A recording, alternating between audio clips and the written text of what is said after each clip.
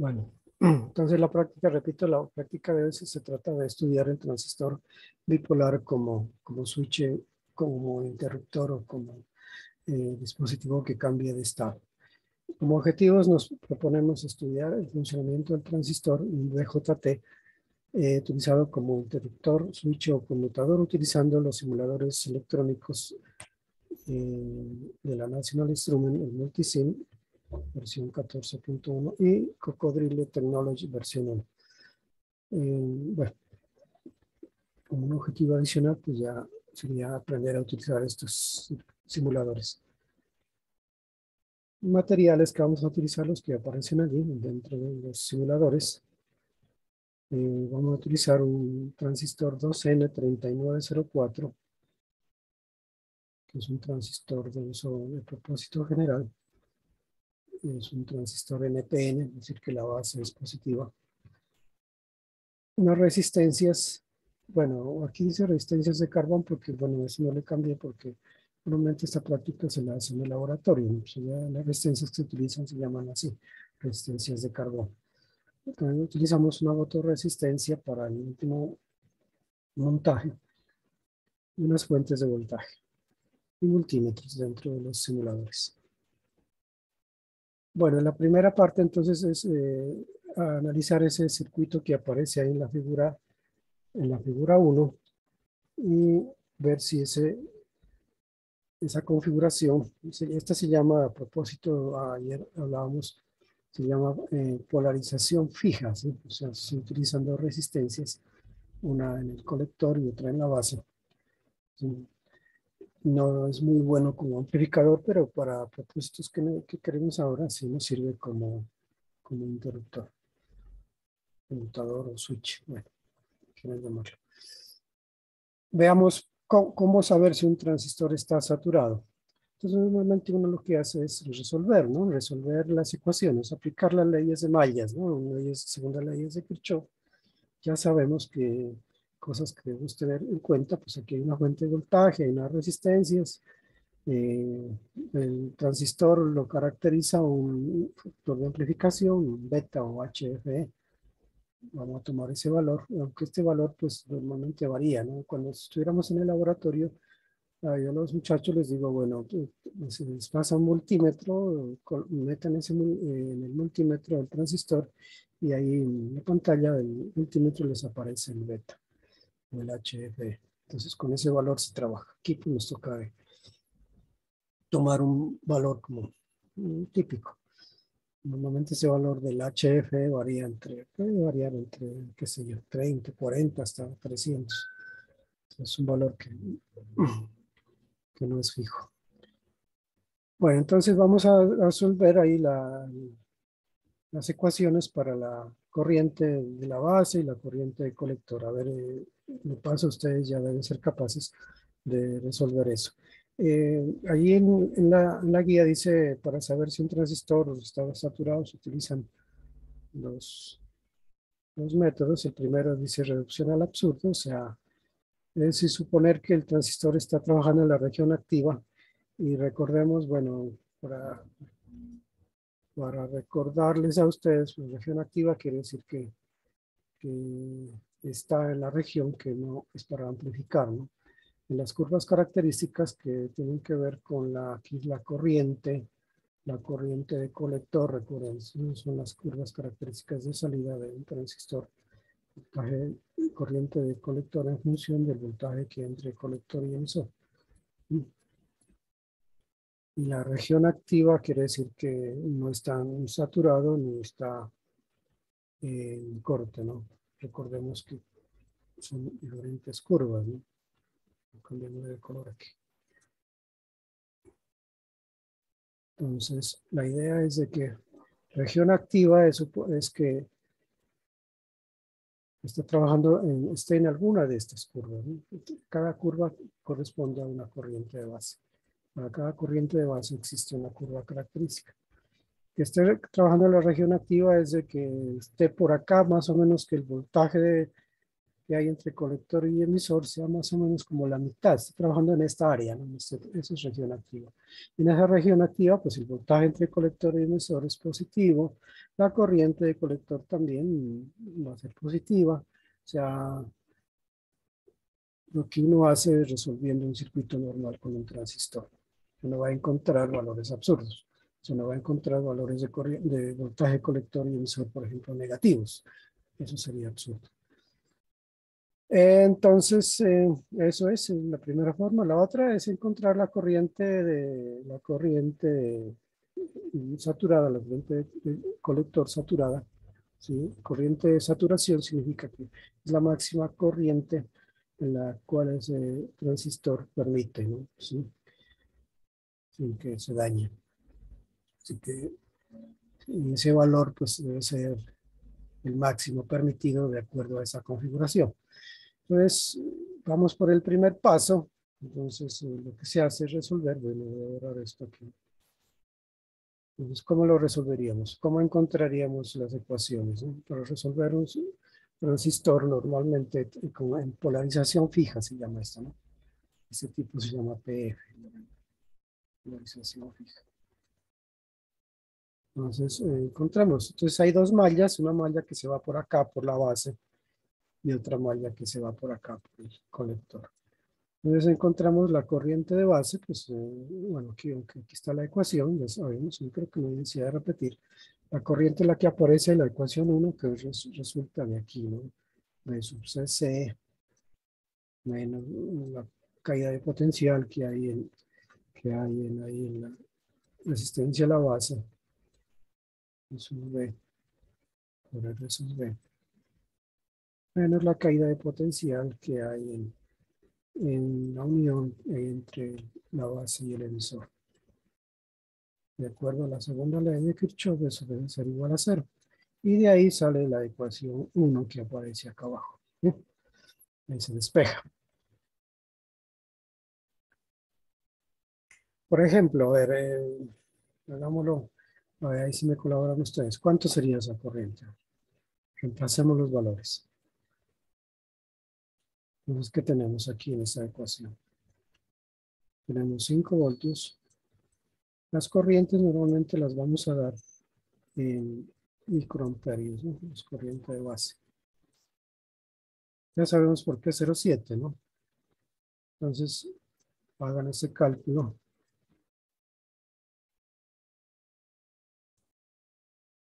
¿Cuánto les da? Es la corriente de base. Corriente de base. A ver, o sea, 4.3 dividido entre 47 kiloohmios y lo ponemos en microamperios. 91 microamperios, profe. ¿Cuánto? 91 miliamperios. No, microamperios.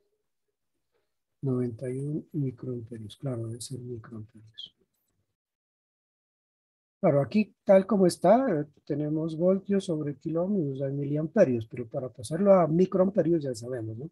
Microamperios es 1000 veces más pequeño que un miliamperio. Lo multiplicamos por 1000. Listo, entonces miren, ese valor 91 es un valor grande, grande. O sea, en las curvas características tiene que estar en la parte superior. Esto ya como que nos va dando una idea de que ese transistor va a estar saturado. Entonces, esa sería la primera parte. Y pues, de paso, pues podemos calcular la corriente de colector. A ver, ¿quién me dice cómo calcula la corriente de colectora? Que es igual. A veces la corriente de base. Eso. Cuando se multipliquen, aquí tenemos 140 multiplicado por 91 y lo pasamos ahora a miliamperios. Este 91, pues está en micro, lo ponemos en mili y la respuesta que nos dé en miliamperios. ¿Cuánto nos da? 140 por 91 lo dividimos entre 1000. ¿Cuánto da? 12.8. Bueno, esperemos que no hayan hecho bien la operación. ¿Hasta ahí está bien? ¿Está claro? ¿Alguna pregunta? ¿Y saben el procedimiento? Entonces, ahora sí, la otra malla, ¿no? La otra malla, ¿cuál sería? A ver, ¿quién me dice la ecuación? La malla del colector, ¿qué escribo? C Otra vez, ¿no? B sub CC, menos la corriente del colector por la resistencia eso, y sub P, C por R LC, sub C. Estoy menos el aquí. voltaje del colector al Eso, emisor. eso, exactamente. En esta ecuación, ¿qué desconozco? Bueno, ¿y esto debe ser igual a qué? A 0, ¿no? Segunda ley de Kirchhoff. Conozco este, conozco este, conozco este. Lo único que desconozco es el voltaje, colector y emisor. En esa ecuación, bueno, creo que estamos acá abajo aquí, veámoslo. No tener que escribir tanto. Está acá abajo, ¿no? La ecuación 2. El voltaje de colector menos I sub C, R sub C. A ver, encuentren ese valor. A ver. ¿Cuánto vale I sub C?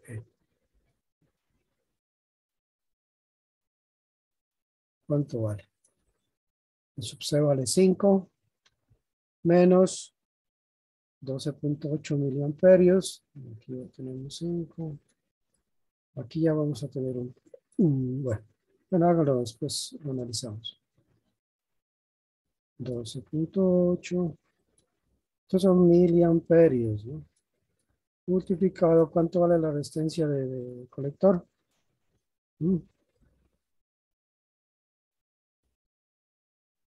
Vale 1. Entonces multiplicado por 1. O sea que si yo multiplico por 1 kilo ohm y tengo miliamperios, ¿cómo queda eso?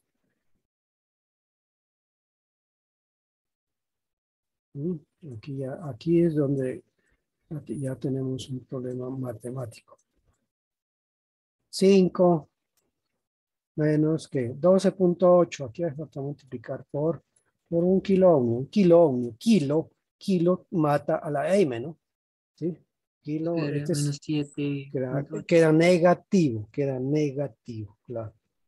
Queda negativo, y eso es absurdo, no puede ser, ¿no? Y las curvas características, el voltaje entre colector y emisor no puede ser negativo. Entonces ya tenemos un problema. Eso ya nos está diciendo que ese transistor está saturado, está en la parte de corriente máxima, es decir, el voltaje entre colector y emisor. O sea, la unión que hay entre colector y emisor es prácticamente cero. Es un switch cerrado. Switch cerrado. ¿Estamos? Señor. Esa sería una forma. La otra es encontrar la corriente de saturación. Bueno, se las dejo a ustedes. Bueno, borrar todos estos dibujos. Listo. Y la corriente de saturación, sí ya saben cómo encontrarla, ¿no? En la configuración de polarización fija.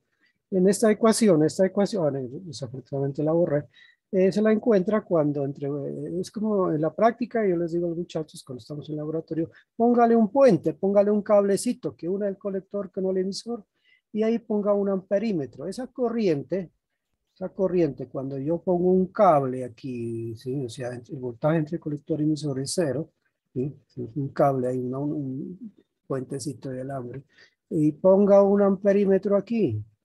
Esa corriente que me va a medir el amperímetro cuando yo cortocircuito esta unión, esa corriente se llama la corriente de saturación, que en este caso pues uno la puede, simplemente es el B sub C sobre el R sub C.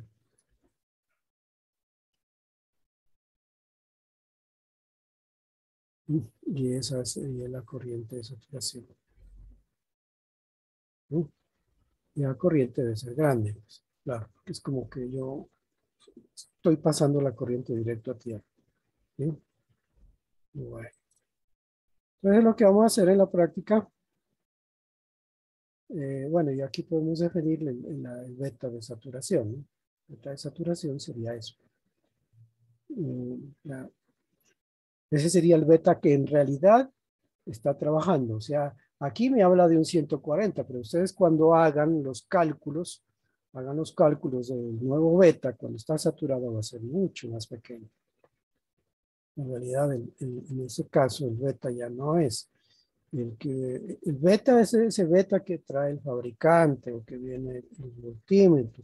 Ese es el beta que trabajaría el transistor en la región activa, pero en la región de saturación es un valor mucho más pequeño. Y ustedes lo van a calcular y van a comparar con el beta que están considerando como allí de 140. Que les digo. Si estuviéramos en el laboratorio, pues ese valor podría haber sido diferente. ¿Sí? Entonces, bueno, borramos estos dibujos de aquí. Entonces aquí yo voy a entrar a comprobar. Ustedes llenan esa tablita que está ahí abajo, esta tablita, meten todos tus valores, hacen los cálculos teóricos y vamos a hacer las medidas experimentales aquí en la tabla número 1. Y ahí pueden sacar una conclusión, si el transistor está o no saturado, y van a responder por qué y todo eso. Bueno, conclusiones. Entonces vamos a entrar al simulador. Bueno, el simulador simplemente es armar este circuito que aparece ahí en la figura 1B, que ya creo que a estas alturas de la vida ya lo podemos armar. Pero bueno, vamos a entrar al simulador. Voy a dejar de compartir aquí. Voy a entrar al simulador. Ya lo tenemos por acá.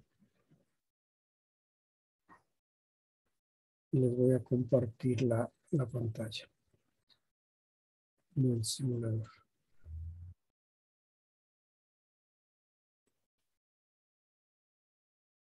Ahí están viendo ustedes la pantalla del simulador. Está un poquito pequeño. Pongo lo más grande para que se vea. Sí, señor. Ahí está. Sí, no tiene problema. Este no tiene problema. Hay que buscar ese transistor, el 2N3904. Lo buscamos por acá.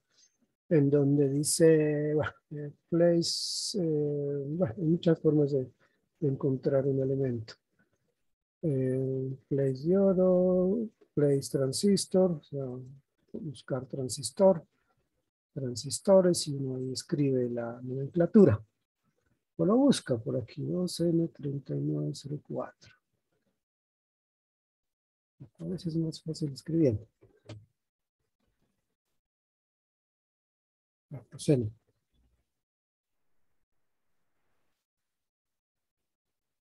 Ahí está. 2N3904. Listo. Ahí está. Ok. Lo colocamos aquí.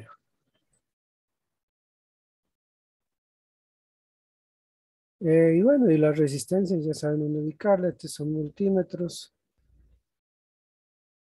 No voy a correr el programa, pues para que ustedes lo hagan, ¿no? Y ahí va a estar este amperímetro, el XMM1, le va a medir la corriente de base, la corriente que pasa por toda esta resistencia de base. Este es la corriente que pasa por el colector. Estos valores que me van a indicar son los valores experimentales. Los valores teóricos son los que se hacen con los cálculos de las ecuaciones. Este voltímetro hay que tener cuidado que funcionen como voltímetros o como amperímetros, ¿no? Por ejemplo, voy a hacer doble clic aquí, por ejemplo, hay que tener cuidado. Por ejemplo, aquí estaría bien o estaría mal por ejemplo, este es amperímetro. ¿Alcanzan a mirar? Mal tiene que estar en amperímetro. Claro, tiene que estar en A, ¿no? Y de corriente alterna, directa, perdón, de corriente directa, en A y la rayita. ¿Sí? Eso. Y así los demás, hay que tener cuidado con eso, para que marque lo que es. Lo mismo, bueno, aquí también está un voltímetro. Por ejemplo, yo quiero medir si el voltaje que hay entre base y emisor, pues debe ser también como voltímetro, ¿no? Normalmente cuando uno no le dice nada al elemento por omisión, deja como voltímetro y de directa. ¿Sí? Le va a medir a ver si es que es 0,7. Bueno, entonces lo van a mirar ahí. En la práctica no es que sea exacto, no es que sea una ley que sea 0,7. Cambia, eso depende de muchos factores, la temperatura, de los valores de la corriente que está pasando.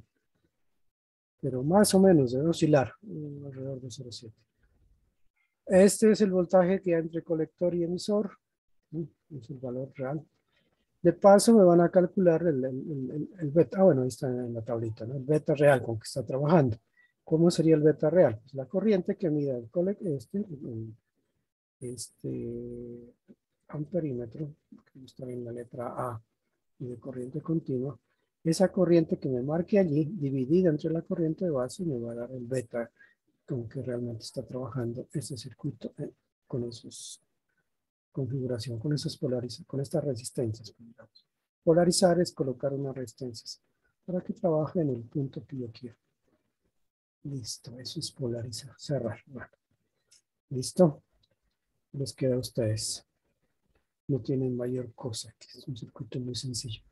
Bueno, este V sub cc de pronto 5 voltios, ¿no? Hay que poner, ese lo encuentran aquí, donde dice play source, para colocar fuentes. Bueno, no necesariamente puede ser ese, puede ser otro, ¿no? Pero es que colocar fuentes a veces se falta. Perdón, se me fue. Dice doble clic. Bueno, quitémoslos. Aquí donde dice VSC, este es. VSCC. Okay. Por defecto le pone 5 voltios, pero podría ser otro valor. Si le doy doble clic aquí, puedo ponerle otro valor. 10, 15, etc. ¿Listo? ¿Alguna pregunta? Creo que no tenga mayor dificultad. Listo, nos vamos para el siguiente. Voy a dejar de compartir aquí la pantalla para ir a la guía otra vez. ¿Preguntas? Está claro. Bueno, entonces vamos a la otra parte, el transistor como conmutador. Para este caso, vamos a utilizar el mismo circuito, es el mismo circuito con esas mismas características. Aunque, bueno, si alguien dice, pues, ¿y por qué no puedo trabajar con otros valores? Podría ser que trabaje con otros valores, pero hay que garantizar que realmente el transistor esté saturado, ¿no? Esté saturado para que cuando yo lo meta en una señal un generador, digamos, de una onda cuadrada, vamos a meter una onda cuadrada de 1 kHz, puede ser 1 kHz, puede ser un poquito más, poco menos, más o menos, para ver si ese transistor con esa configuración trabaja como conmutador, es decir, o como inversor también lo podríamos llamar. Si yo le meto una onda cuadrada de 5 voltios, miren, la onda cuadrada es, durante medio periodo está en alto y durante el otro medio Profe, no está periodo... compartiendo. Ah, perdón. Disculpe. Disculpe, ya. Es que a veces se olvida de compartir, piensa que sí. Ya, ahí, allá. Bueno, entonces repito, la segunda parte es trabajar el transistor como conmutador. Es decir, yo voy a utilizar el mismo circuito anterior de la parte 1, pero ahora le voy a meter, como ya garanticé en la parte 1, la primera parte que ese transistor trabaja como, está saturado, ¿sí? Cuando yo le pongo esos valores de resistencia, si está saturado, entonces yo lo puedo utilizar ya como conmutador. Es decir, ahora ya obviamente le voy a meter una señal de onda cuadrada de 1 kHz, puede ser un poco más, poco menos, y un voltaje de 5 voltios también. Este voltaje de una onda cuadrada de 5 voltios es muy típico en señales digitales. Y voy a ver si cuando tomo la salida, tomo esa señal a la salida, o sea, en el colector, voy a ver si se invierte. De eso se trata. Y para eso voy a utilizar un generador. Y bueno, aquí les cuento que tuve un problema que inicialmente el circuito estaba hecho para 10 voltios, pero me tocó hacer un cambio en esta guía porque tuve problemas en observar la salida. Entonces ahora voy a utilizar lo que se denomina, bueno, en el simulador se llama un digital clock. Es una señal digital o reloj también, reloj digital que saca una señal cuadrada de 5 voltios. Y bueno, la frecuencia sí la puedo cambiar. Puede ser 1 kHz o puede ser más. Pero el voltaje sí es fijo, de 5 voltios. Esto no lo puedo cambiar. Entonces vamos a utilizar, ahora vemos dónde se encuentra en el simulador. Y se lo vamos a meter a la base, por la base, a través de esta resistencia en el transistor. Y vamos a ver, como ya comprobamos en la parte 1 que ese transistor está saturado, ¿sí? Cuando yo coloco 5 voltios aquí a la base, pero ahora lo que voy a hacer es una onda cuadrada. Una onda cuadrada es como si yo estuviera metiendo o 5 voltios o no le, o que le coloco 0 voltios. Es decir, como si yo estuviera interrumpiendo con un interruptor, digamos, pasando de 5 a 0, de 5 a 0, de 5 a 0. Sí, pero una onda cuadrada lo hace de una forma más rápida, ¿no? Las frecuencias que yo quiera. Pero aquí vamos a trabajarlo con 1 kHz. Y la salida la vamos a mirar en el osciloscopio. Acá. Bueno, vamos a meter las dos, ¿no? En el canal 1 del osciloscopio la señal de entrada y en el canal 2 la señal de salida.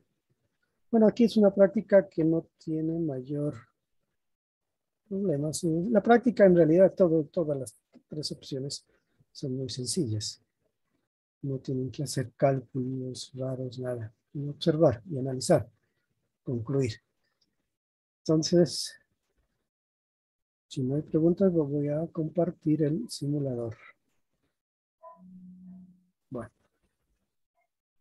ya repito, ya en la parte 1 ya comprobamos que ese transistor con estos valores de voltaje, 5 voltios, 47K, 1K, en las respectivas resistencias, sí está saturado. Entonces, vamos a probarlo si me conmuta una señal de entrada. Voy a dejar de compartir aquí, luego otra vez al simulador. No, para explicarles de pronto aquí dónde es que van a encontrar ese generador, que sería como lo más raro ahí. Aquí está.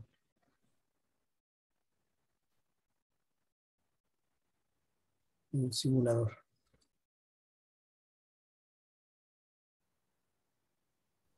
Bueno, aquí, en el circuito 2. Está un poco pequeño. Vamos a verlo más grande.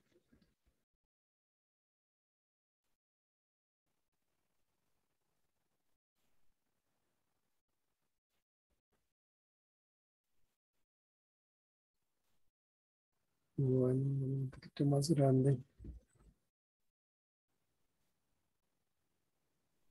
Ahí está. Ese es el mismo circuito anterior. Mismo transistor, las mismas resistencias. Ahora lo que hemos hecho es colocar un generador, una señal de onda cuadrada que se llama clock digital. No sé en la versión en español cómo lo llamo. Es un reloj digital. Y bueno, aquí bueno, aquí le he colocado 100 Hz. Bueno, este valor sí se puede cambiar. No necesariamente tiene que ser 1 kHz, puede ser otro valor. ¿Dónde lo encuentran? Entonces nos vamos a aquí donde dice, a ver, ya, bueno, espero que no, no tenga problemas en encontrar.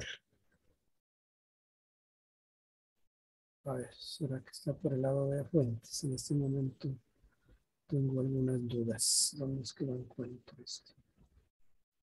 Creo que está por aquí.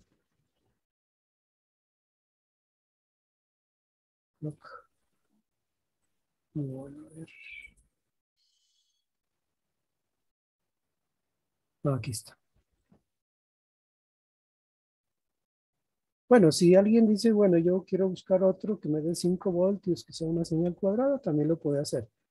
No es obligatorio, pero este que le estoy marcando aquí, Digital Clock, Digital Source, digo, y en particular el Digital Clock, es como que el que más ahí está. Aquí viene, por defecto, viene con 1 kilohertz, pero haciendo doble clic sobre él, yo puedo cambiar esa frecuencia. ¿Sí? Aquí 1 kilohertz, yo puedo poner otro. Bueno, este término que se llama duticicle, duticicle, así es que pronunciaron en español, se llama ciclo útil. El 50% significa que es una señal simétrica. Eso significa que la mitad del ciclo es positivo y la mitad del ciclo es cero. Eso significa el 50%. Debe ser diferente. Eso no lo vamos a cambiar.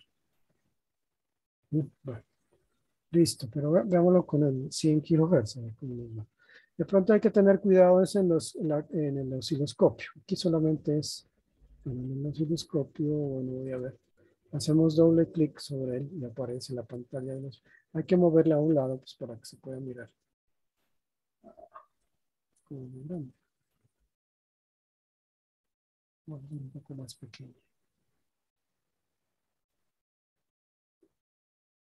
Hay que jugar es con los controles del osciloscopio, ¿no? Veamos, primeramente hagámoslo como por partes, para que vean de pronto si tienen alguna dificultad en que se vea la señal en el osciloscopio. Por ahora voy a cortar, voy a quitar la señal de salida. La quito ahí y luego la coloco. Y voy a correr el programa aquí con F5 y ahí debo tener una señal de una onda cuadrada de 100 Hz. Ahí se alcanza a observar, ¿cierto? Lo podemos ver con fondo blanco, con fondo negro, color rojo. Es una señal simétrica. Lo del duty cycle que decía, o ciclo útil, es de que la mitad de la señal es cero en este caso y la otra mitad es alto, 5 volts. Eso es 50%. Podría ser que sea diferente, ¿no? 30%, 80%, eso va a cambiar. Ese concepto lo vamos a ver mucho más adelante en los osciladores. Bueno, eso es. Se ve la señal de entrada, 5 voltios. Aquí estamos en la escala de 2 milisegundos. ¿Quieren alguien recordar cómo se calcula el periodo? Lo puede hacer. Para ver si son 100 Hz. El osciloscopio permite medir el periodo, la frecuencia. En el canal A, estamos metiendo en el canal A y utilizamos una escala de ganancia de 2 voltios por división. Es lo que se llama la ganancia vertical. Y vamos a meter en el canal B también tienen que tener la misma ganancia para ver. Entonces voy a conectar aquí, bueno, voy a parar la simulación y voy a meter la salida. Le voy a cambiar de color, ¿no? Para que haya un contraste, porque si ambos son rojos, entonces esto lo puedo hacer en el simulador de verde. Entonces se pone el cable de color verde y cuando yo corra la señal, cuando corra el programa, la señal de salida va a estar de color verde. Vamos a ver. Está perfecto. Como se dan cuenta, este es hagámosla más grande para verla. Inversor. Es un transistor como inversor. Mire, de color verde es la salida y de color rojo es la entrada. Que se superponen en las subidas y bajadas. ¿Sí se ve? ¿Sí lo entienden? Sí, señor. Bueno, listo. Eso es muy sencillo lo que van a hacer. ¿Una Eso pregunta? de que casi no llega a ser cero la línea de salida. Bueno, señal de es una buena salida. observación. ¿Por qué será? Usted podría responderlo. Sí, ayer creo que fue que dijo por la corriente de saturación que quedaba ahí, si no estoy mal. Es que yo estoy tomando la salida aquí en el colector. Es que en realidad, ya ahí en la práctica, digamos, en el laboratorio, realmente el voltaje que hay entre colector y emisor, cuando está saturado, no es exactamente cero. ¿sí? Hay un pequeño voltaje. Entonces eso hace que la salida no sea cero. ¿Sí? Recordemos aquí en la figura, cuando es alto, ¿sí? Alto aquí, digamos, en 5 voltios, miren la línea roja. Y cuando hay 5 voltios, ¿sí? El transistor está saturado. Entonces la salida debía de ser cero, ¿sí? Porque es como si hubiera un puente entre colector y emisor. Eso está conectado a tierra. Pero como eso en la práctica eso no es tan cierto. Hay un pequeño voltaje, por eso no se ve que esté pasando por la línea de cero, ¿no? En cambio, cuando el transistor está en corte, ¿y cuándo está en corte? Pues cuando el voltaje de entrada es cero, y el voltaje de entrada es cero cuando la línea roja está en cero, ¿no? En ese caso, el transistor trabaja como ¿qué? Como está en estado de corte, o sea, el voltaje que hay entre colector y tierra o emisor, pues que coincide la tierra con el emisor, es el voltaje de la fuente, que son 5 voltios. Por eso se ve que está exacto, ¿sí? Coincide exactamente, ¿sí? Entonces, a ver, para que les quede bien claro, entonces aquí voy a escribir. Aquí, cuando esto es 5 voltios, estos son 5 voltios, ¿sí? Ahí está saturado el transistor, saturado. Ah, bueno, debí haber, pero no puedo hacer una pausa ahí para que no se mueva. No vemos eso. Hagámosle una pausita. Aquí, a ver, pausa. Porque no se me mueva, pues. Eso cambia. La frecuencia, pues a pesar de que no es tan grande, 100 Hz, pero el simulador a veces cambia. Entonces, ¿cuándo está saturado? El transistor está saturado cuando tenemos 5 voltios aquí. En esta parte de aquí hasta aquí está saturado. Saturado. Transistor. Por lo tanto, la salida como la estoy mirando entre colector y tierra, aquí la salida es cero. El voltaje, en teoría, ¿no? El voltaje que hay entre colector y emisor, o sea, voltaje de salida, que yo también sería cero en teoría, pero en la práctica hay un pequeño voltaje. Y eso se debe a los portadores minoritarios, bueno, todo un cuento ahí de orden estado sólido, ya llamémoslo así. Tiene que ver con la corriente de difusión en sentido contrario. No es cero, pero casi que es cero. ¿Eh? Ahora sí, ¿cuándo está en corte? El transistor está en corte cuando aquí está en corte. Cuando es cero, no hay voltaje. O sea, esta es una señal cuadrada que pasa así, ¿no? 0 o 5, 0, 5, 0, 5. ¿Sí? Entonces aquí es cero este. Pues aquí el transistor está en corte. Corte significa que no hay corriente en la base, no hay corriente en el colector, y el voltaje que hay entre colector y tierra, pues va a ser el voltaje de la fuente, ¿no? Por eso aquí la salida es 5 voltios. Es como si se comportara el transistor como un switch abierto. ¿Eh? Switch abierto. ¿Está claro? Y lo interesante del transistor. Esto que se ve ahí sencillo, la base de todos los dispositivos digitales, desde una compuerta lógica muy básica que vamos a mirar hasta un microprocesador. Todo lo que tenemos en la actualidad, los adelantos de la ciencia en computación, procesadores, equipos, teléfonos celulares, aparatos, todo lo que tenemos a nuestra disposición, relojes, se basa en esto, en transistores. Con miles, millones de transistores, por ejemplo, en un microprocesador. Ayer mirábamos en el video, por ejemplo, la última generación de los i7 tiene más de 13.7 millones de transistores. No más, perdón, me equivoco. trabajando así, en corte y saturación, corte y saturación. El tiempo que mora entre corte y saturación le da la velocidad con que trabaja ese dispositivo, la frecuencia. Son del orden de los gigahertz. Pasar de corte a saturación en tiempos infinitamente pequeños. Todo lo que se sabe de la electrónica ahora digital se basa en transistores. ¿Sí? Por eso es importante que usted tenga una, por lo menos una idea. Obviamente, entender toda la electrónica digital demoraríamos mucho tiempo, pero por lo menos las bases. ¿De dónde viene eso? Lo digital viene de eso, de utilizar transistores. Bueno, en realidad no se utilizan transistores bipolares, utilizamos transistores todavía. Estos tienen limitación de frecuencia. Ellos trabajan para frecuencias del orden de los megahertz, pero los transistores ya más sofisticados, los de la tecnología CMOS o transistores FET, transistores de efecto de campo, los se utilizan en la realidad.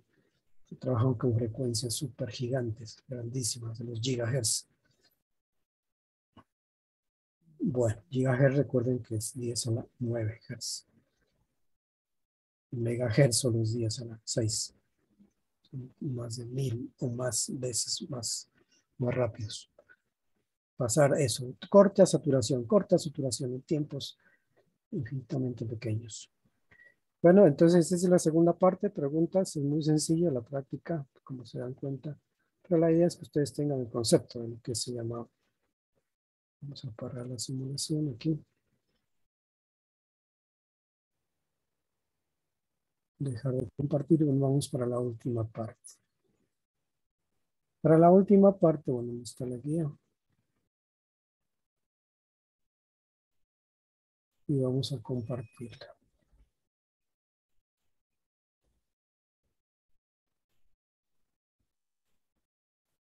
Preguntas.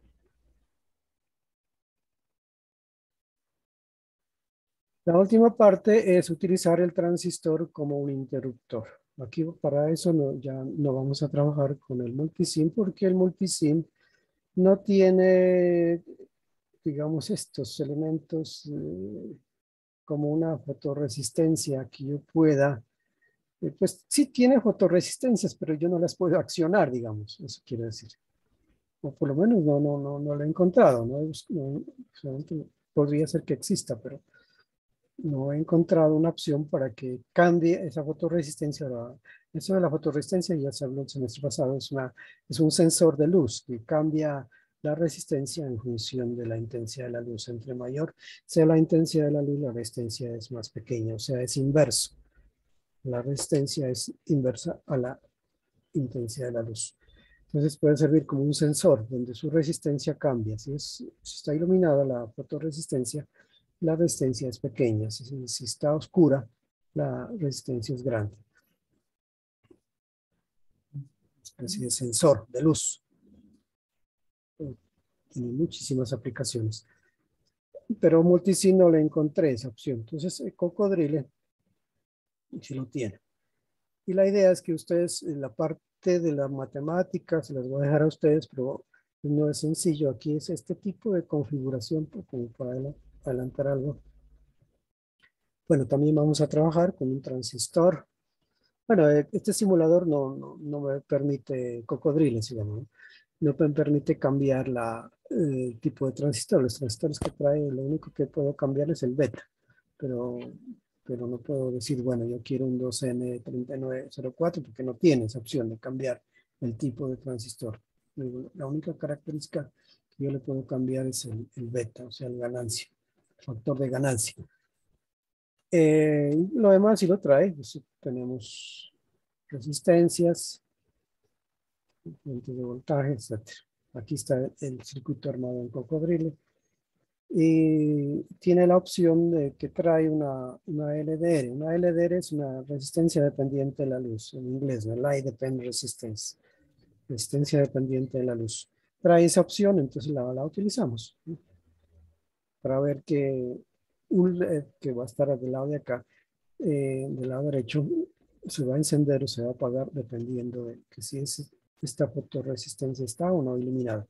Entonces entender, o sea, que ese transistor con esas características de de resistencias, o sea, una polarización adecuada, una resistencia es aquí, una de 220, una de 10K. Estas fotorresistencias actúan de tal forma que el transistor entra o en corte o en saturación, y por lo tanto me va a permitir de que la corriente que va a salir acá por el colector o sea cero o sea un valor alto, ¿sí? Entender cómo trabaja este caso, esta se llama polarización del transistor por división de voltaje. Es un concepto que se ve en electrónica 1, ¿no? Electrónica análoga. Analizar las diferentes formas de polarizar un transistor. Ayer en el video que mirábamos se analizaba la polarización fija, es la que anterior, pero hay varias con retroalimentación en el emisor, con retroalimentación en el colector o en ambos, o la más común, bueno, aquí es no tiene retroalimentación, es colocarle una resistencia a cualquiera de las, ya sea al emisor o al colector, o como en este caso un divisor de voltaje, se llama polarización por división de voltaje, con la diferencia de que no existe una resistencia en el emisor. En el emisor está conectado directamente a tierra. Encontrarse es bueno saber consultar cómo se resuelve este tipo de circuitos de un transistor cuando se tiene polarización por división de voltaje. O sea, división de voltaje es que estas dos resistencias, esta de 10K y la resistencia que hay en la LDR va a estar cambiando, ¿sí? O sea, esas son las que polarizan, o sea, las que permiten que cuánta corriente le entra a la base de ese transistor. O también podemos decir cuál es el voltaje que va a haber entre base y tierra. Este puede estar cambiando. Entonces eso hace de que ese transistor trabaje en corte o en saturación, dependiendo de qué tanta corriente, o si hay o no corriente más bien en la base. ¿Y quién va a decidir que haya o no corriente en la base? Esta resistencia variable. Una fotorresistencia, una LDR, o sea, una resistencia dependiente de la luz, como su nombre lo dice, pues depende de que si está o no iluminada. ¿Sí? Si está iluminada, la resistencia es pequeña. ¿De qué valor? Pues depende del fabricante de la fotorresistencia. Creo que el semestre pasado estuvimos en el laboratorio, los que pudieron asistir, les presté una fotorresistencia y les decía, mírenle la resistencia iluminada, la resistencia oscura, cambiaba. Entonces, eso depende de qué tanta intensidad de la luz, ¿no? Si con mucha luz, pues esa resistencia puede bajar bastante. Si está oscura, está bien oscura, pues también la resistencia puede aumentar bastante.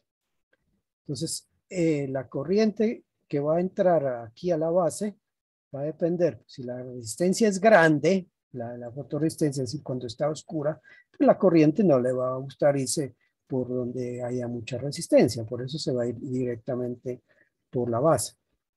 Cuando esa resistencia es pequeña, ¿sí? Es decir, cuando está iluminada, pues la corriente sí va a pasar por la fotorresistencia.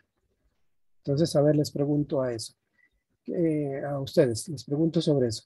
¿Qué pasa cuando vamos a decir que ese transistor está saturado? ¿Cuando la fotorresistencia está iluminada o cuando está oscura? A ver si me han entendido. ¿Qué dicen ustedes?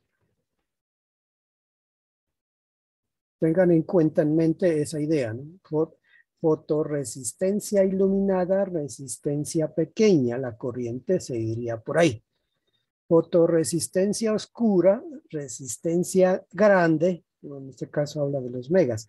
Entonces la corriente no se va a ir por ahí, o la cantidad de corriente que se va a ir es muy pequeña. ¿Por dónde se va a ir? Por el otro camino que tenga.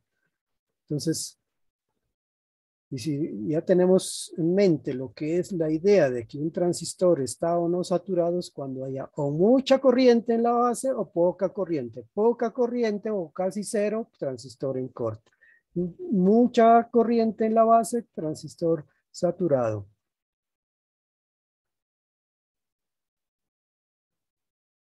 ¿Qué dicen ustedes? Entonces, ¿cuándo creen ustedes que esa fotorresistencia, cuándo el transistor va a estar saturado? Cuando hay poca resistencia, o sea, no está iluminada o está iluminada la fotorresistencia. Bueno, ahora ¿Dónde vamos a está ver. iluminada? Cuando está iluminada, ¿qué pasa? ¿El transistor está en corte o en saturación? Saturación. Cuando está iluminada la fotorresistencia. Está en corte porque pasaría mucha corriente por ahí. Claro, claro, claro. Me espera un momentico que voy a contestar una llamada.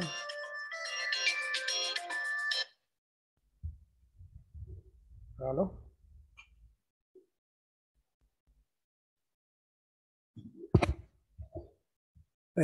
Entonces, cuando está iluminada la fotorresistencia, o sea, quiere decir que la resistencia de la fotorresistencia es pequeña y por lo tanto la corriente se va a ir por ella y no se va a ir por la base. Entonces, si no hay corriente en la base, el transistor que está, corte o saturación, No hay corriente en la base, está en corte. está en corte, no hay corriente. El corte significa que no hay corriente en el colector. Si no hay corriente en el colector, quiere decir que el voltaje que hay entre colector y emisor es como un switch abierto. En cambio, ¿qué pasa cuando la fotorresistencia está iluminada? Cuando está, perdón, cuando está oscura. Cuando está oscura. Es el La otro resistencia caso. aumenta y no va a pasar Entonces, corriente por ahí, o va a pasar muy poca, como dice. eso. Si la fotorresistencia está oscura, ¿sí? La resistencia en la fotorresistencia es grande. Por lo tanto, la corriente no va a pasar por allí o pasa muy poquita. Toda la corriente que genera esa fuente se va a ir por la base. Si se va por la base, quiere decir que ese transistor puede estar saturado, porque si no es corriente base grande, significa una corriente de conector grande. ¿Y eso qué significa? Pues que la unión que hay entre colector y emisor es como un switch cerrado, es como si hubiera un cable que uniera el colector con el emisor. ¿Sí? Pasa directo la corriente hacia tierra. Y analizando aquí, miren que en este caso de este circuito tenemos, bueno, ahora entramos al simulador. Entremos al simulador para que la explicación sea más clara. Entonces voy a dejar de compartir. Aquí voy a entrar al simulador. En este caso ya no va a ser multisim, va a ser el cocodrilo. Bueno, ahí lo tenemos, lo voy a compartir con ustedes.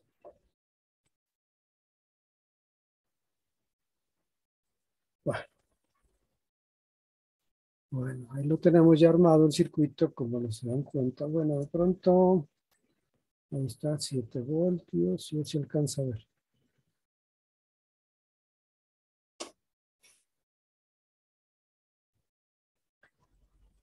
Bueno, para propósitos de entender el circuito voy a apagar este switch. Bueno, este switch es simplemente, miren, a ver, este switch me permite que pase una corriente por el LED. Es el LED, ¿no? Miren, la fotorresistencia está del lado de acá. ¿Sí? Para que vean, bueno, no quiero todavía ponerlo a correr el programa, voy aquí a quitar la animación. Ah, no, me toca poner la animación, perdón. Pero bueno, como acá arriba está apagado este switch, puse un switch a propósito. Ahí en la guía no está, pero es como para que ustedes no se vayan a confundir con la serie de elementos que hay allí. Ahí está la resistencia de 10 kilo ohm, la de 220. Aquí hay un amperímetro que me va a medir la corriente de colector. Aquí está el amperímetro, me mide la corriente de base. Este voltímetro me mide el voltaje que hay entre base y emisor, o base y tierra en este caso. Aquí va otro voltímetro que me va a medir el voltaje que hay entre colector y tierra, o voltaje entre colector y emisor, que el emisor está conectado a tierra. Por el otro lado, por acá, bueno, este switch, el circuito que tienen ustedes allí en la guía, pues tiene esta resistencia. Esta resistencia de 220 solamente es para proteger a este LED. ¿Sí? Porque si la quito, pues puede que la corriente sea muy grande y me lo queme al LED. ¿Sí? Normalmente cuando se tiene LEDs hay que poner una resistencia de protección. Bueno, entonces voy a ver si lo entienden. Voy a quitar, a abrir este switch. Es como si no existiera esta parte de acá. Para entender solamente la parte que está formada por el transistor y estas resistencias que me polarizan el transistor en lo que se llama división de voltaje. División de voltaje que hay entre esta resistencia de 10K y esta resistencia variable que es la fotorresistencia. Miren, si yo muevo esta linternita aquí, lo interesante es el simulador que no lo tiene mucho. Miren, si se dan cuenta ahí, yo lo estoy moviendo. ¿Qué pasó ahí? La fotorresistencia está iluminada, ¿cierto? Y miren el valor de la resistencia. ¿Cuánto? 400. Y si la ilumino menos, ahí la voy bajando, ese valor va aumentando. Bueno, este no es un caso real, pero más o menos que dice que si la resistencia está oscura es un mega ohmio. En realidad, eso pues son simulaciones. En la práctica, las resistencias no es que sean tan grandes. Pero para propósito del ejercicio del circuito me sirve. ¿Sí? Al mover eso, me cambia esa fotorresistencia. Y este es el que me va a permitir que ese transistor o esté o no saturado. ¿Sí? Todavía no está corriendo la simulación porque tengo este switch acá abierto. Pero para que vamos entendiendo, ¿cierto? ¿Sí? En este caso, pues no hay nada, no hay corriente en la base, no hay corriente en el colector, no hay nada todavía. Bueno, ahora ya lo voy a cerrar el switch y voy a dejar la fotorresistencia oscura, o sea, no iluminada, con una resistencia muy alta, del orden de 1 mega ohmio, una resistencia supremamente grande. Entonces cierro el circuito, mire.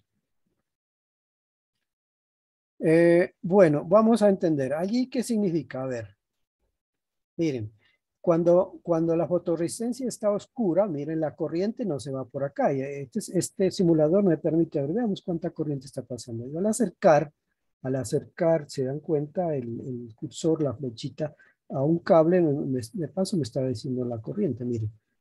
Me dice que hay 0 voltios y una corriente muy pequeñísima, de 0,71 microamperios. Toda la corriente que genera esta fuente de voltaje, cuando me voy por la malla de la base, se va por acá, por la base, miren. ¿Y cuánto? Grandísima, bueno. 628 microamperios, una corriente supremamente grande. O sea, que ese transistor, ¿qué significa? Si hay una corriente muy grande en la base, pues quiere decir que ese transistor debe estar saturado, o sea, una corriente de 628 microamperios, una corriente supremamente grande. ¿Y cuánto es la corriente de colector? 31.5, grandísima. ¿Qué significa eso? Que la diferencia de potencial que hay entre colector y emisor es casi cero. Bueno, aquí dice 78.6, pero milivoltios. Milivoltios, eso en voltios es, ¿cuánto es? ¿Cuánto es eso en voltios?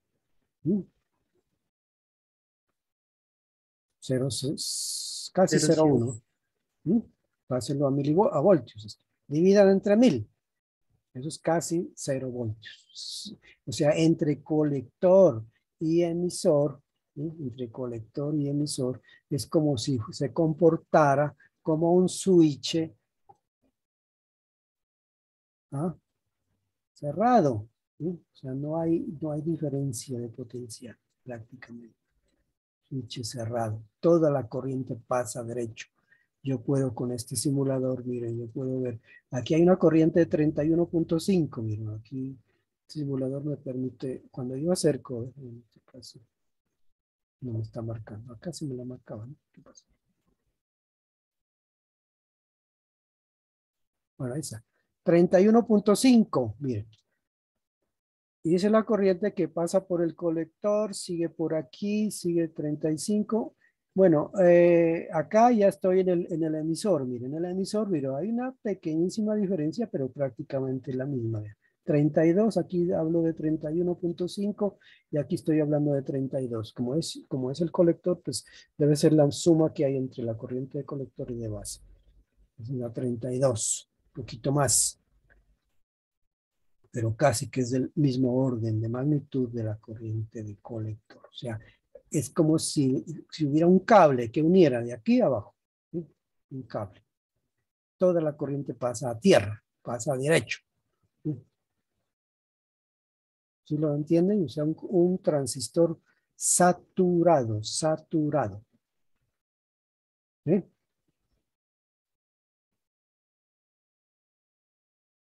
Toda la corriente se va por aquí. Ahora una pregunta. ¿Qué pasa si, a ver, les pregunto a ustedes, qué pasa si yo cierro este switch de aquí?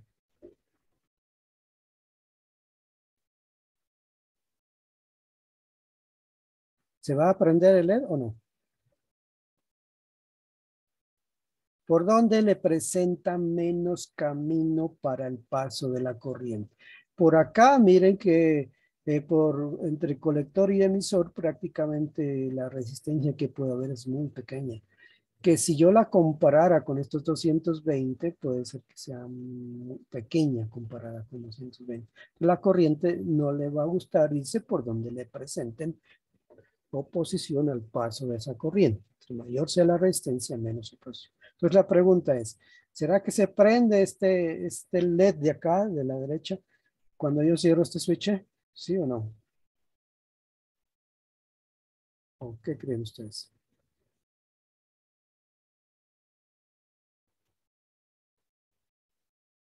¿Mm?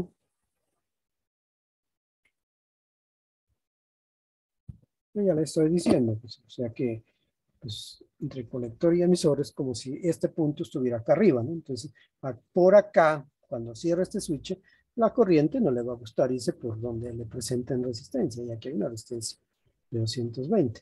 Entonces, al prenderlo, no se va a prender el LED. ¿Sí lo ven? No se prende el LED. Ya le estoy dando camino para que circule la corriente, pero él dice, no, pues yo que me voy a ir por allá, si ahí hay una resistencia de 220. En cambio, por acá, pues la resistencia prácticamente es muy pequeña, ¿sí? Mucho menos que 220. ¿Sí? Ese sería el caso del transistor saturado. ¿Listo? Bueno, vamos a cerrar este switch. Ahora sí vamos a analizar el caso cuando el transistor está en corte. En corte. ¿Qué significa? Pues que la resistencia en este caso yo voy a ponerle iluminar completamente la fotoresistencia. Mira, la ilumino. Entonces, 400 ohmios, o sea, comparado con 1 mega, pues es muy pequeña. Entonces, la corriente no se va a ir por la base, miren, aquí dice 0. La corriente es de 673 microamperios. Esa corriente prácticamente se va por acá, por la fotoresistencia, no hay diferencia.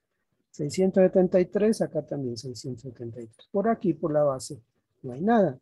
Cero corriente en la base, ¿qué significa? Si no hay corriente en la base, en teoría no hay corriente en el colector. Hay una pequeñísima corriente en el colector, mire, de 0.02 microamperios. ¿Sí? Microamperios. Es decir, por lo tanto, ese transistor está en estado de corte. O sea, la unión que hay entre colector y emisor es un switch ¿qué? ¿Abierto o cerrado? ¿Mm? Aquí este es el colector, ¿no? Y este es el emisor. ¿Se comporta como qué entonces? Cuando está en estado Switch de abierto. un switch abierto, ¿sí?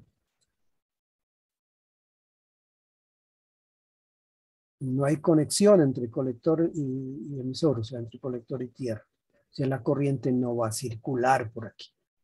No va a circular por aquí, por el colector y emisor. ¿Sí? Entonces, bueno, este switch de acá lo tengo abierto también. Entonces, ¿por dónde le gustaría circular la corriente? Pues por donde le presenten menos oposición al paso de la corriente. ¿Qué va a pasar entonces cuando yo cierre este switch?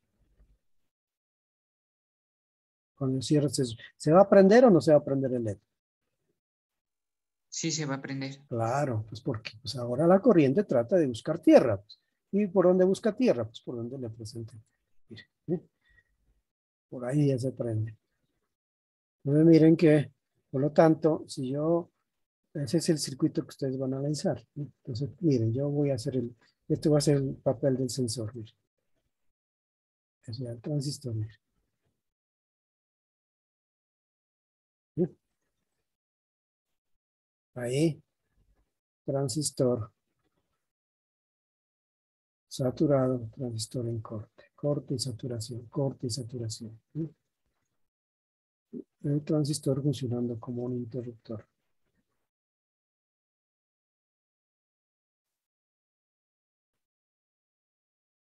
Entonces es como si yo, por ejemplo, hubiera también podría utilizarse un fotodiodo o un fototransistor. Cuando yo tapo el fototransistor o la fotoresistencia o el fotodiodo, ¿sí? Se me va a prender una lámpara. Esto podría utilizarse, por ejemplo, para activar algo, ¿no? Una compuerta, una puerta de un garaje, bueno, qué sé yo, hay muchísimas aplicaciones. Yo con solo mover algo, un sensor, se me puede activar un circuito un poco más complejo. O de potencia podría ser. Prender cosas, un motor, un ventilador, lo que sea. ¿Sí? Entonces el transistor aquí está trabajando como un interruptor electrónico a través de una fotoresistencia. ¿Está claro? Bueno, eso es todo, jóvenes. Si hay preguntas.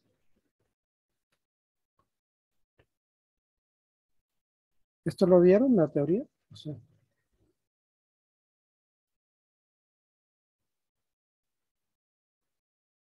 fotoresistencias, eh, hay también fotodiodos, fototransistores, pero el, digamos, el objetivo es eso, cambiar un estado, una resistencia, un switch, utilizando luz, utilizando energía luminosa,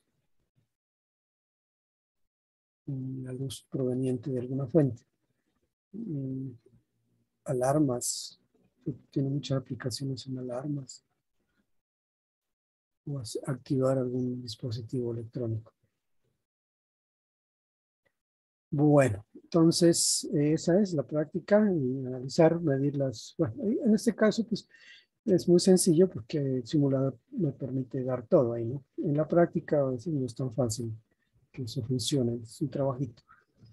Hay que armarlo, ¿no? En un photoboard, poner todos los elementos y ver que funciona. Aquí pues todo funciona fácil. Eso es todo, jóvenes. Si no hay preguntas, voy a compartirles la asistencia a la sesión.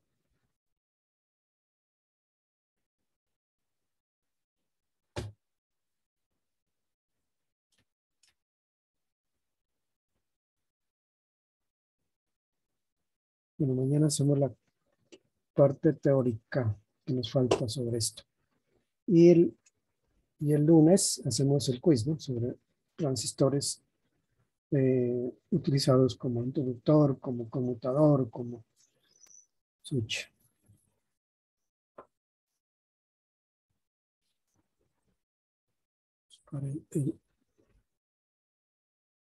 Preguntas.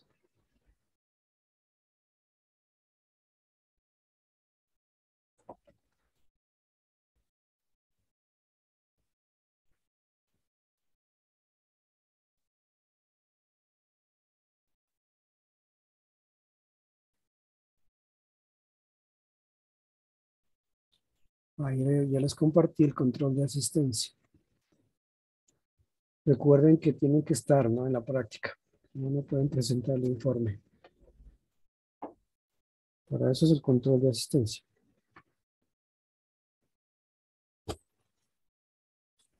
Profe, respecto a eso, pues el anterior martes, en mi caso, pues yo estuve en laboratorio de química, no sé si se pasó a la circular.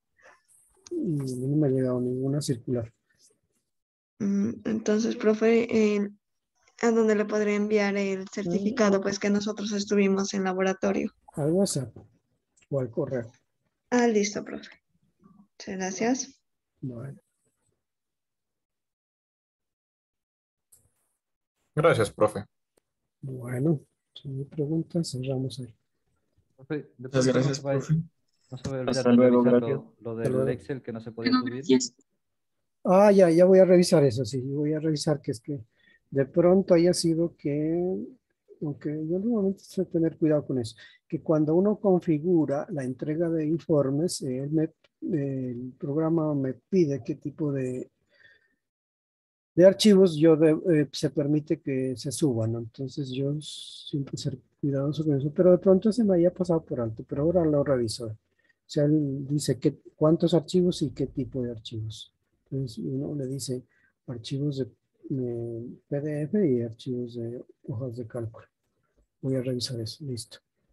Ya lo reviso, a ver, un momentico, a ver.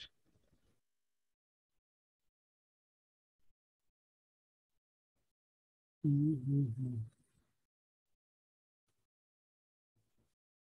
Voy a entrar aquí a la plataforma de Sapiens, que no de Moodle.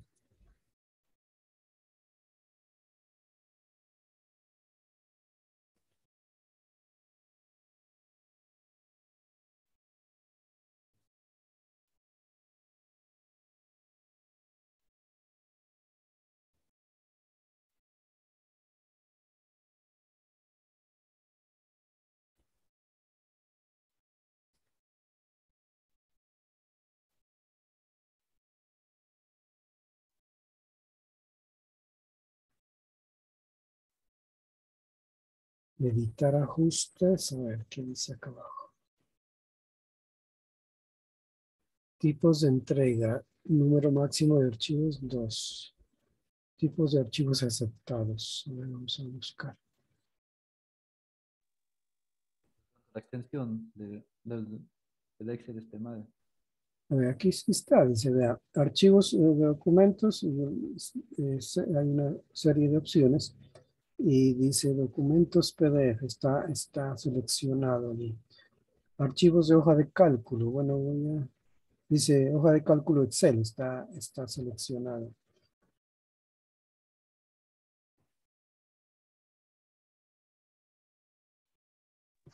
Profe, es que creo que la entrega en Excel está permitido solo para algunas versiones. Si no estoy mal, creo que decía de la versión 2007 Bueno, o algo así, la versión de Excel que permite. ajá. Bueno, aquí me permite seleccionar, dice hoja de cálculo de Excel, hoja de cálculo Excel 2007.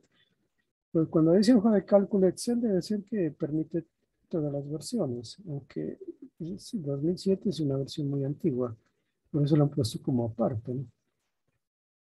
Pero, Esa es como la general, profe, creo. Es como... sí, ahí está, la general sería que diga, No, la del 2007 es como sí, como el bueno, ahí genérico. la seleccioné también, a ver, voy a ver si eso, aunque yo nunca he hecho eso y los muchachos han podido subir sus archivos. A ver, número máximo de archivos subidos, 2. Tamaño máximo de entrega de 10 megabytes, perdón. Y aquí dice, vea, documento PDF, hoja de cálculo Excel, está activada. Aquí de paso también dice hoja de cálculo Excel 2007. ¿Ustedes qué hoja de cálculo tienen? De versión.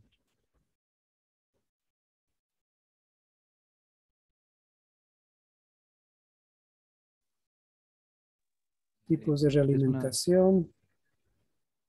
La extensión que tiene es XLSX. Yo creo que es lo mismo, ¿no? Del 2007. Creo que no hay problema. Sí ha funcionado yo cuánto tiempo que he hecho esto y no han tenido problema los estudiantes en subir. A no ser que sea en otro lado, el número máximo de intentos es limitado. ¿Requiere aceptación del usuario? Sí. ¿Es necesario que el estudiante acepte las condiciones de entrega? Sí. Permitir reaperturas, sí, manual. Nuevamente estas cosas no se cambian. Bueno, ahí con el último cambio que se hizo de versión 2007. Ahí ya está activado ya. A ver, intenten ahí, pues. Ahora intentamos y cualquier cosa ya. Bueno, listo. Gracias, hasta luego. Hasta luego.